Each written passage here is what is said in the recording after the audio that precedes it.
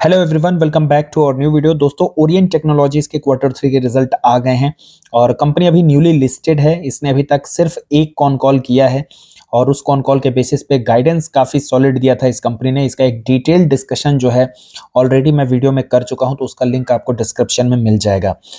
सबसे पहले कंपनी के नंबर्स को देख लेते हैं। तो 3 सेगमेंट में कंपनी का बिजनेस है। एक है आईटी इंफ्रास्ट्रक्चर, जहां पे ये डाटा सेंटर और एंड यूजर कंप्यूटिंग के सॉल्यूशंस प्रोवाइड करती है।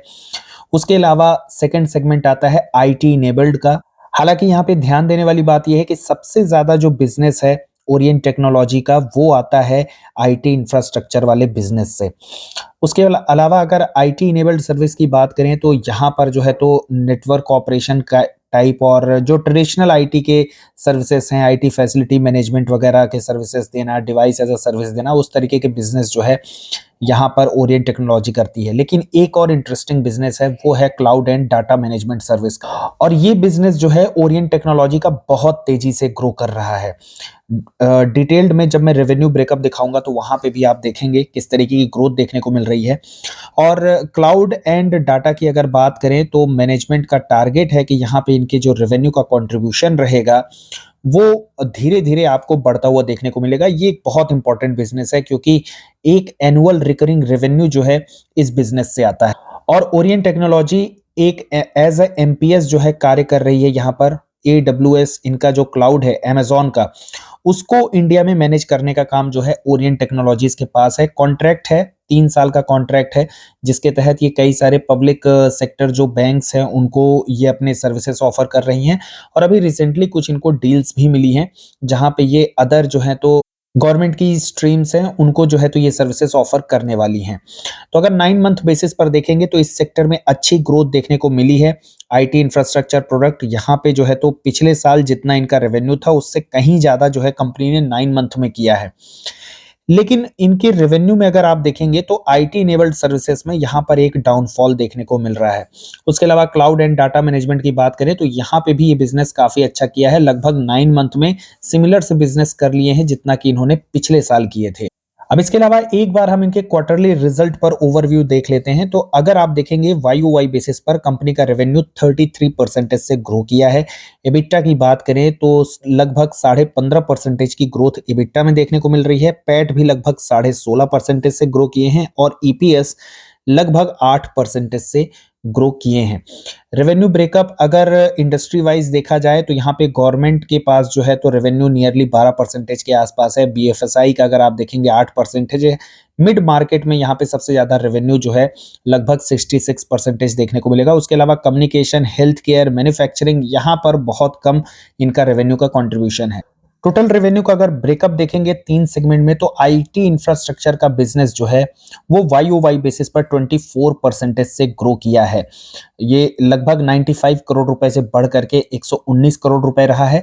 क्लाउड एंड डाटा मैनेजमेंट की अगर बात किया जाए तो ये 20 करोड़ से बढ़ करके 55 करोड़ हुए हैं। तो ये सेगमेंट जो है काफी ज्यादा ग्रो कर रहा है और यही सेगमेंट जो है मतलब एक तरीके से मैं इस सेगमेंट को अच्छा इसलिए मानता हूं क्योंकि न सिर्फ यहाँ पर ग्रोथ है बल्कि ये सेगमेंट जो है कमीशन और फीस वाला है, जो कि ईयरली जो है कंपनी की एनुअल इनकम में ऐड होता रहता है। तो यहाँ पर जो है काफी ज्यादा ग्रोथ देखने को मिल रही है। लगभग 174% से ये सेक्टर ग्रो किया है। रेवेन्यू उतना ज्यादा ग्रो नहीं कर पाए क्योंकि आईटी इनेबल्ड सर्विसेज वाला जो सेक्टर है वो डीग्रो किया है। ओवरऑल कंपनी के नंबर देखे जाएं तो रेवेन्यू में 33% की ग्रोथ है और वैल्यूएशन की बात करें तो वो भी लगभग 32-33 के आसपास चल रहा है। तो ऑल दो इतने करेक्शन होने के बाद आई थिंक नंबर जो हैं वो मिक्स से हैं। लेकिन हाँ, नंबर अच्छे हो सकते थे अगर कंपनी का result quarter on quarter basis पर ग्रो कर जाता, क्योंकि कंपनी के इस बार की अगर रेवेन्यू की बात करें तो वो क्वार्टरली बेसिस पर डिक्लाइन कर गए हैं। आप देखेंगे पिछले क्वार्टर में 223 करोड़ रुपए के रेवेन्यू थे और इस क्वार्टर में नियरली 207 करोड़ रुपए के रेवेन्यू आए। इसके अलावा इस क्वार्टर में कंपनी ने एक नया एक्विजिशन किया है। ई प्रोटेक्ट 360 एक स्टार्टअप है और बहुत बड़ा अमाउंट नहीं, एक छोटे अमाउंट के साथ इसमें 60% का एक्विजिशन किया है, जिसके लिए कंपनी ने लगभग बहुत छोटा सा अमाउंट पेमेंट किया है। ऑल्दो ज़्यादा डिटेल नहीं बताई है कि इस कंपनी का कितना बिजनेस है और प्रॉफिटेबल है या नहीं। आई थिंक ये सारा डिस्कशन जो है कॉन कॉल में होगा, तो जब कॉन कॉल आएगी उसको डिटेल में डिस्कस किया जाएगा, तो इस पार्ट को भी कवर करेंगे। इसके अलावा मैनेजमेंट जो है कंपनी की परफॉर्मेंस से खुश है और उनका ये कहना है कि ministry of electronic information and technology के साथ जो इनके रिसेंट कोलैबोरेशन हुए हैं उससे इनको जो है तो क्रॉस सेलिंग में भी हेल्प मिल रही है। अभी तक ये पीएसयू बैंक्स वगैरह को क्लाउड की सर्विसेज ऑफर कर रहे थे। अब इनका ये कहना है कि गवर्नमेंट क्योंकि डिजिटल ट्रांसफॉर्मेशन जर्नी के थ्रू और भी इनकी कई सारी जो प्रोग्राम्स है लाइक मिशन शक्ति हो गया, मिशन वात्सल्य हो गया, इनको जो है तो सिक्योर एंड स्केल करना चाहती हैं थ्रू द क्लाउड प्रोग्राम। तो उसका बेनिफिट जो है ओरिएंट टेक्नोलॉजी को मिलेगा और इसके थ्रू और भी कई सारे यहाँ पर हैं जो मतलब ओरिएंट जो है एक एमपीएस की तरह कार्य कर रहा है यहाँ पर एडब्ल्यूएस के लिए।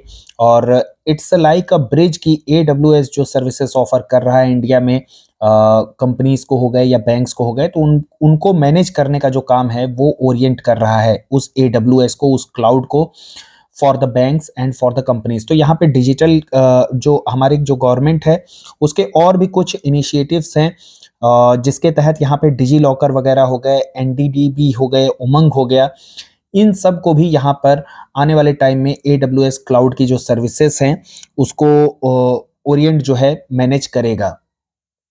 इसके अलावा और भी बहुत कुछ बातें हैं, जैसे कि ऑर्डर बुक की बात करें, अभी उसकी कोई बात नहीं हुई है क्योंकि आईपीओ का जब ऑर्डर बुक आया था तो नियरली 100 करोड़ रुपीस के थे और वहां से एक सॉलिड जंप जो है मैं Q2 के कॉन कॉल में ऑर्डर बुक में देखने को मिला था।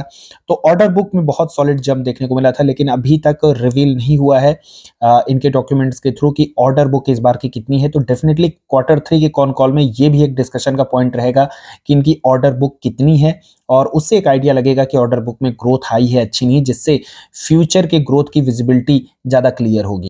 Now coming to the another company Krishna defence and allied industries limited. तो ये एक डिफेंस की एसएमई कंपनी है और अभी एनएसई में लिस्ट हुए हैं, इसको काफ़ी टाइम हो गया है और काफ़ी अच्छे डेवलपमेंट्स जो हैं यहाँ पर इस कंपनी के द्वारा देखने को मिल रहे हैं। सबसे पहले तो इस कंपनी ने Q3 का अपडेट दे दिया है। एसएमई की कंपनी जनरली जो है तो सिर्फ फर्स्ट हाफ यानी H1 और H2 के ही रिजल्ट दिया करती हैं। अगर उनकी इच्छा है देने की तो वो क्वार्टरली अपडेट्स भी दे सकती हैं। तो जैसे कि रॉकिंग डील्स ने दिया था, अभी कृष्णा डिफेंस ने भी जो है तो अपने Q3 का अपडेट दिया है और उस अपडेट में कंपनी ने कहा है कि उनकी जो सेल्स है वो 198% से YOY बेसिस में ग्रो की है। तो बहुत ही जबरदस्त ग्रोथ यहाँ पे कृष्णा डिफेंस ने अपने नंबर्स के थ्रू दिखाया है और इनकी सेल्स में जो है तो 97% कंट्रीब्यूशन डिफेंस सेक्टर से है। इसके अलावा इन्होंने 9 मंथ बेसिस पर भी अपना जो है तो रेवेन्यू की ग्रोथ दिखा दिया है कि किस तरीके की ग्रोथ अभी तक इनको देखने को मिल रही है। तो 9 मंथ बेसिस पर अगर आप देखेंगे तो लगभग 180% की ग्रोथ इनके रेवेन्यू में देखने को मिल रही है। लगभग 17 करोड़ के रेवेन्यू पिछले साल के सेम क्वार्टर में जो थे वो बढ़ करके लगभग 50 करोड़ के हो चुके हैं और 52 करोड़ से बढ़ करके रेवेन्यू जो है 146 करोड़ हो चुका है। इसके अलावा इनके पास जो ऑर्डर बुक है उसका भी अपडेट दिया है कि नियरली 311 करोड़ रुपए का ऑर्डर जो है वो इनके पास अभी है। तो ये ऑर्डर नियरली जो है इनका FY24 का जो रेवेन्यू था उससे 3 गुना है। तो काफ़ी इंटरेस्टिंग कंपनी है। इसके अलावा प्रोडक्शन लाइन का भी अपडेट दिया है इन्होंने, 90% कंप्लीट हो चुका है। तो मार्च 2025 तक इनका जो ये एक और प्रोडक्शन लाइन है वो ऑपरेशनल हो जाएगी, फुल्ली ऑपरेशनल हो जाएगी। तो बहुत सॉलिड यहाँ पे इनका अपडेट आया है और उसके साथ साथ ये अपने गाइडेंस को एक बार फिर से मेंटेन कर रहे हैं कि इन्होंने 40% के CAGR से ग्रोथ का गाइडेंस दिया था उसको ये मेंटेन करने वाले हैं। इसके अलावा 3 साल हो गए सक्सेसफुली एनएसई के as a SME stock listed है ये और अब ये बोल रहे हैं यहाँ पर लगभग 800 करोड़ के ऊपर का मार्केट कैप हो चुका है इनका और अब ये कहना चाह रहे हैं कि अगले 3 महीनों में जो है तो एनएसई मेन बोर्ड में आ जाएंगे, यानी एसएमई से ये कंपनी जो है मेन बोर्ड में आ जाएगी। तो बहुत सॉलिड अपडेट आया है और बहुत ही इंटरेस्टिंग कंपनी है and I would like to cover its business. जब भी मौका मिलेगा इसके बारे में भी एक डिटेल्ड वीडियो जो है तो इस चैनल में आएगी and that is why make sure कि you have subscribed our channel and content अगर अच्छा लगता है then hit the like button. Thank you for watching the video.